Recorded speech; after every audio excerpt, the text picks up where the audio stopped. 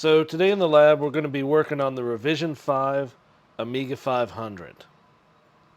Now first things first, in the last video I put up some text when I was showing my two Amiga 500s side by side saying that there was something wrong. Now if you correctly spotted the problem, congratulations, unfortunately there is no prize. The issue was that I had switched the top part of the case between the two. And this is one of the differences between earlier Amiga 500s and later Amiga 500s. Later Amiga 500s, like my Revision 6, and also including the reproduction casework that I got from Amiga1200.net, the top parts of those cases have a little depression for a label badge or sticker. In early Amiga 500s, like my Revision 5, there's no place for a sticker. Instead, the Commodore chicken head logo is molded directly into the plastic. How I figured out that I made this mistake, though, is by comparing the model numbers on the different pieces of plastic.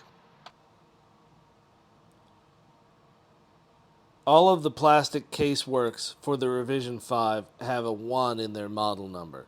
So for example, 312505-1 is the part number molded into the plastic for the top case. By contrast, the Revision 6 has the later revision of the caseworks, which is 312505-2. And all the other caseworks parts follow this pattern. Let's talk about what makes these early Amiga 500s, the so-called Chicken Lips Amiga 500s, unique. As mentioned before, they have different caseworks. They also have a different LED color pattern.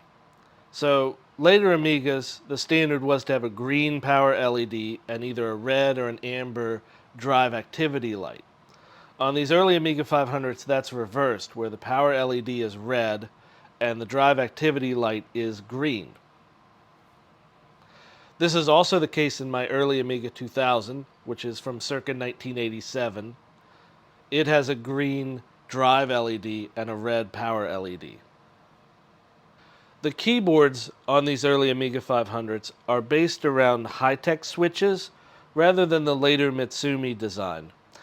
These high-tech switches, also known as Space Invaders, because they kind of resemble the little aliens in Space Invaders, are mechanical and a bit more clicky than the Mitsumi design. Some people prefer them.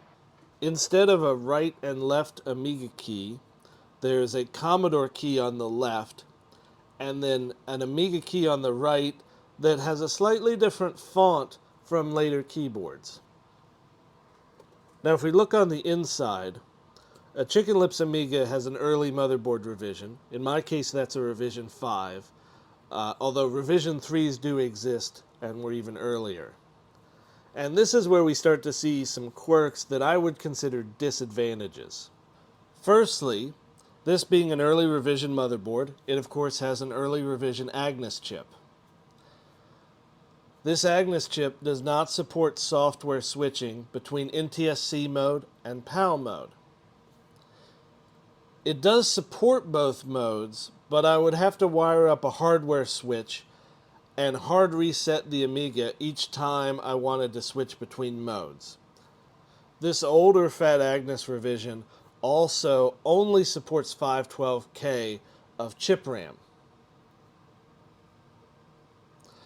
Now I could put in a later revision of Agnes to get 1 megabyte or potentially even 2 megabytes of chip RAM, but in order to have that RAM actually recognized and wired up correctly requires some pretty significant hardware modifications to the board. So just switching out the older revision Agnes for a newer one isn't the solution to that.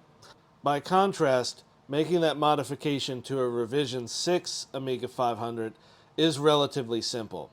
It's still a bit of hardware surgery, but it's nowhere near as involved as on the Revision 5 and earlier.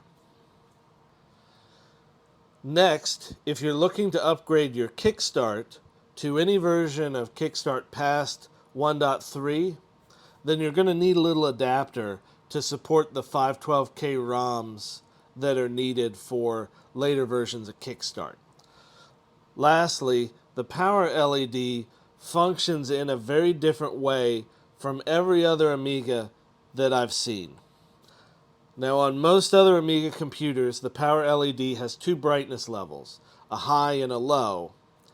And this is triggered by whether or not an audio filter is off or on. But it's used by the Amiga OS to denote and report on certain error conditions or statuses. Notably, if you get a guru meditation, you'll notice that the power LED oscillates between low and high. Well, on the Revision 5 Amiga, it's not low and high, but off and on.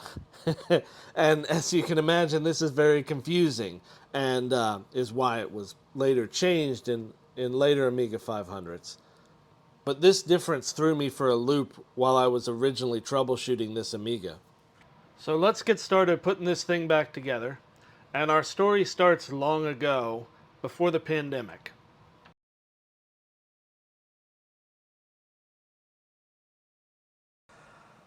Long ago, back in 2019, I first got serious about trying to get this Amiga working again. I'd owned it since the 90s, but for the entire time I've owned it, when you tried to boot it up, it would give you a green screen. So for those unfamiliar with Amiga diagnostics, when the Amiga first boots and the Kickstart ROM is able to execute, it'll run some tests on the various hardware that's in the Amiga, and depending on the output of those tests, it either boots up successfully or will emit a color on screen to give you an idea of what the Kickstart thinks is wrong. So a green screen generally indicates RAM issues. Now this is not conclusive, but it generally indicates it. I was really hoping when I was diagnosing this that it wasn't actually RAM issues, because on this board all the RAM is soldered, none of it's socketed. So that would be a real pain if it were truly a RAM issue. So the first thing that I decided to do was to reseat as many of the chips as I could. And I did this one at a time, and finally it was the Fat Agnes chip that ended up being the problem. After I reseated the Fat Agnes, the machine booted up into Kickstart 1.2 and has been fine ever since. To this day, I'm amazed that for so many years this machine was just one simple step away from working. With the board now back working, I proceeded to completely disassemble this Amiga. And then I cleaned the case, and I also cleaned the keyboard. Now I didn't completely disassemble the keyboard because I don't know how to do that for high-tech keyboards yet. But I did remove all the keycaps and gave the kind of dusty and exposed parts a quick clean. I also gave the motherboard a quick clean, and then I mostly put everything back together. Shortly after all this footage was taken, though, life stuff started to get in the way, and I had to put this machine in storage for several years.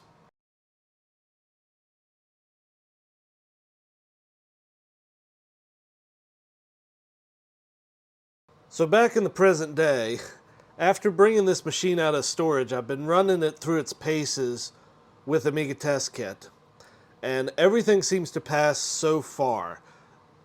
RAM looks good, all the other systems look great. The only issue that I have found is a problem with the drive LED. It does not want to illuminate. But I can press on it a little bit and get it to illuminate when I run the drive test in Amiga Test Kit. So this indicates just a simple solder joint gone bad. I've also noticed that there is what looks like a bent pin or a pin slightly out of alignment in the Agnes socket.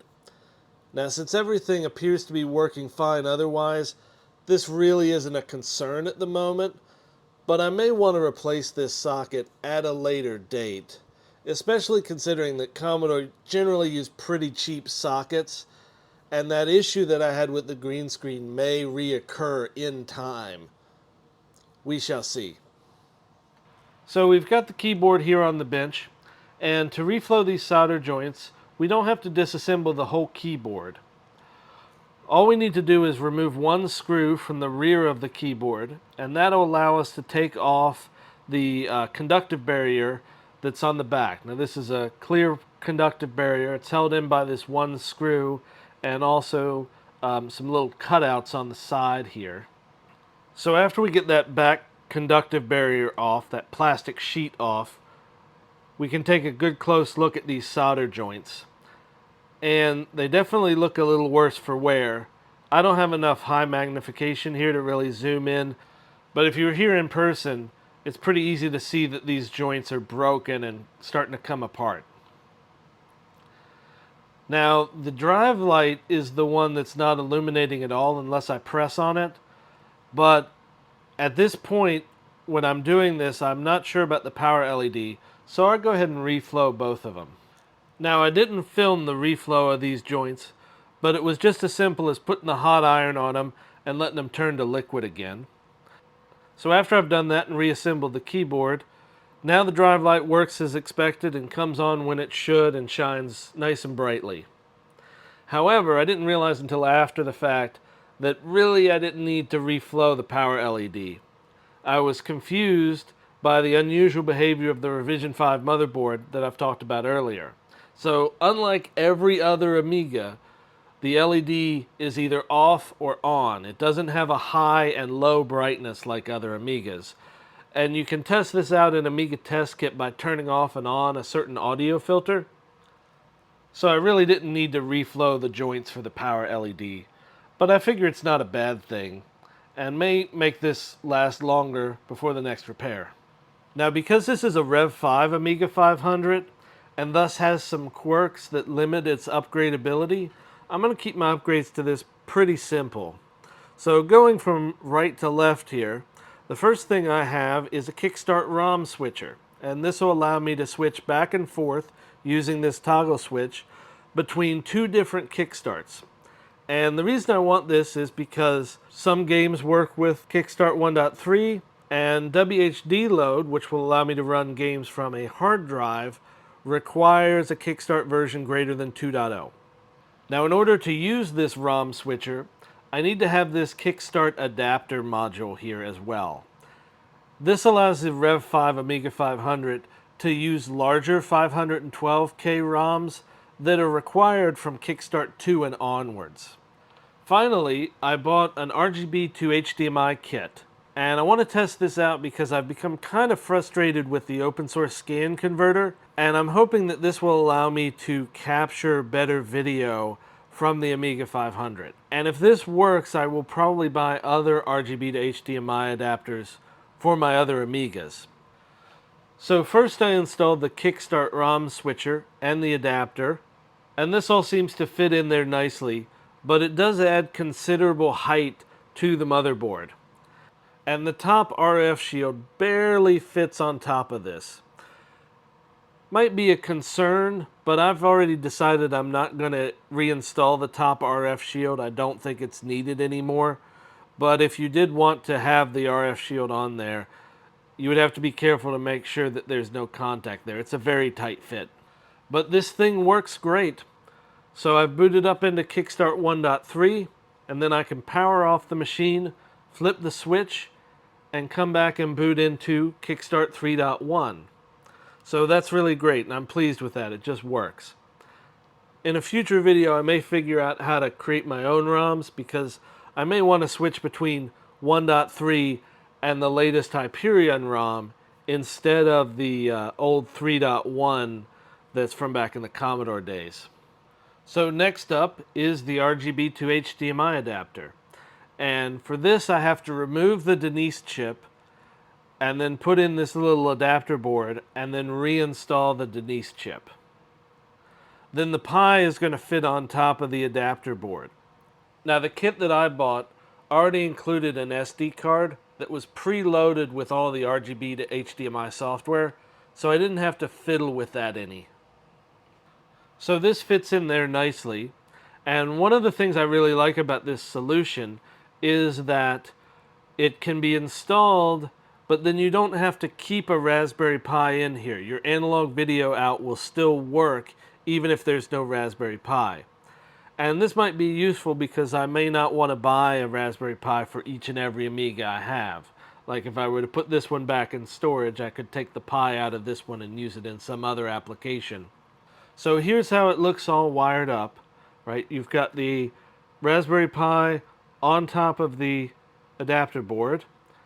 An HDMI cable connects directly into the Raspberry Pi, and then on the adapter board there's a little button that's connected that allows you to interface with the UI of the RGB to HDMI software. And this kit that I got worked pretty much flawlessly first try. So on the monitor here we have the analog video out that's coming directly from the Denise.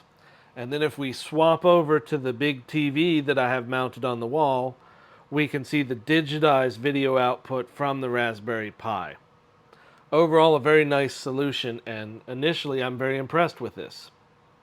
Now, once installed with the Pi, the RGB to HDMI adapter is about the same height as the Kickstart swapper with the Revision 5 Kickstart adapter. Now, I was curious about heat generation, but the Raspberry stays relatively cool around 100 degrees even after running for several hours. Now, one big flaw with this kit that I got is it wants you to run the HDMI cable and the button out the side expansion door. Well, that's not going to work for me because I have these external hard drive units that I'm going to restore in a future video that I want to use with this Amiga. So I was looking around for alternatives for how to wire up the RGB to HDMI, and I found this clever little 3D printed design that people were selling on eBay. Now this kit allows me to mount the HDMI connector and the button on the top side of the Amiga 500 instead of on the side, and it does so in a very non-destructive way. So in order to use this, there were two things that I needed to acquire in addition to the 3D printed part itself. The first was a little momentary switch that would fit into this, and then the second piece was a set of HDMI connectors that could be connected with a flat ribbon cable. Now, unfortunately, I wasn't paying attention when I was ordering these HDMI connectors, and I ordered them with a ribbon cable that was way too short. So I had to order a second longer ribbon cable, and I paid about as much for that second longer ribbon cable as I did for the original package. But that was the premium to pay for 2-day shipping from Amazon versus 2-week shipping from AliExpress. So to wire up this new button, I'm going to reuse the cable that came with the button included with the kit. So I cut off the old button, strip the ends off the wires, and then solder them to this new button. Now I had to use a multimeter to make sure that I was wiring this up correctly because I was confused by the specifications I found on the internet. But once I got that all together, it works correctly. To assemble this, there's a little 3D printed button that's a bit finicky, but once you get it in that hole there, it's fairly straightforward. And then there's a 3D printed bracket that the momentary switch gets mounted on. And that bracket aligns in and snaps in place to hold everything together. And once you have that all assembled, the button should be nice and clicky to make sure that you're having good contact between that 3D printed button and the momentary switch.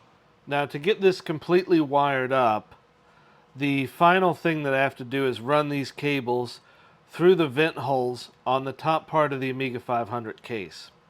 Now the HDMI cable is pretty straightforward because it detaches from either end of the connector. Now the button wire is a totally different story because neither the button nor the connector end of this wire will pass easily through the vent holes on the top of the Amiga 500. So I'm going to need to cut this cable in half and then splice it together. For this I'm using these Wago wire nuts that I got at the local hardware store. And this should make this solution completely removable should I need to remove it in the future. So after fiddling around a little bit with the wires, this is the final installation here. Now you notice it doesn't snap entirely flush against the case. It's supposed to, but the wires that I have are a bit too big. There's not a lot of clearance inside the 3D printed box here, and I should have used thinner gauge wires. I might go back and redo this, but for right now I'm happy enough with this. And the best part is my cloth case still fits over this, so I'm very pleased with that. And so finally, 30 or more years after this Amiga was left for dead because of the green screen issue, and after 20 years of being in pieces, I can finally start putting the final touches, the cosmetic bits, back on the Amiga. First with the feet, which I'd removed years ago because they'd gotten nasty. And the very last thing is replacing that broken Amiga key. I was able to find a seller on eBay that sold me the key and the switch. I'll use the switch maybe in some other project. And also a lollipop. And it fits right in there. And with that, this Revision 5 Amiga 500, a very early Amiga 500, and a quote Chicken Lips Amiga 500, is saved, fully functional, with some upgrades, and back all together in its original case with a little bit of add-ons. So maybe I'll load up some Lemmings or Hybris or Battle Squadron or some other Amiga game to relive the old times, and take a little break here before I move on and continue with my next Amiga project. Thanks again for watching, and we'll see you next time.